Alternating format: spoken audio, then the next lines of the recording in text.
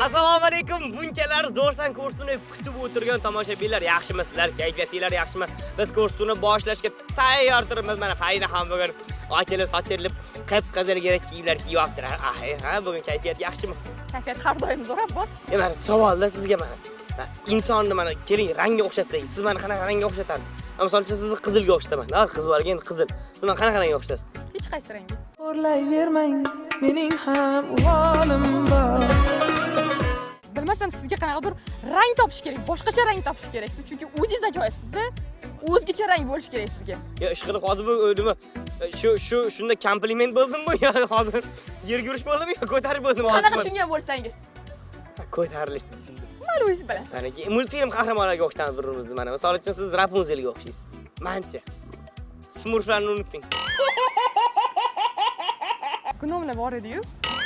Eng kichkinasi bor edi-yu, ana sal quloqlarimdaroq, ana o'sha 7 ta gnomdan eng oxirgi gnom. Bali, men Rapunzelni almashtiraman sizdagi mana. Yolg'iz demang faqat. Yo, yalmog'iz emas. Nima? Shrek xotini Odina.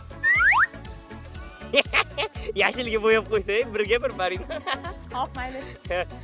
Balkim boshlarmiz. Salom bermadingiz hali. Ha, salomlashmoqchiman. Gapirib bo'ling deyapman. Marhamat gapiring, men ruxsat gapirishga.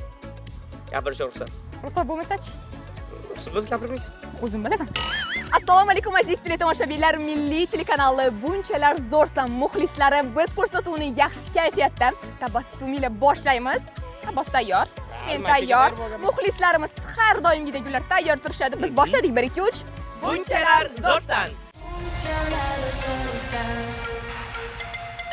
Onajoningiz yaxshi ko'rishingizni aytmaysizmi?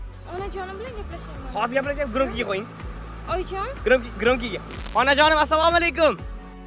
Assalomu alaykum. Salomatmisiz? Assalomu alaykum. Rahmat. Bunchalar zo'rsan ko'rganmisiz? Ko'rganman ha. Aha, oxirgi marta qizingiz qachon sizga yaxshi ko'rishlarini aytdilar? Men kelinlarim. Keliningizmi-la? Kelinim emas, qizimlar. Qizim de, ana, kelin deb ko'rdingizmi? Qaynona, oyijon.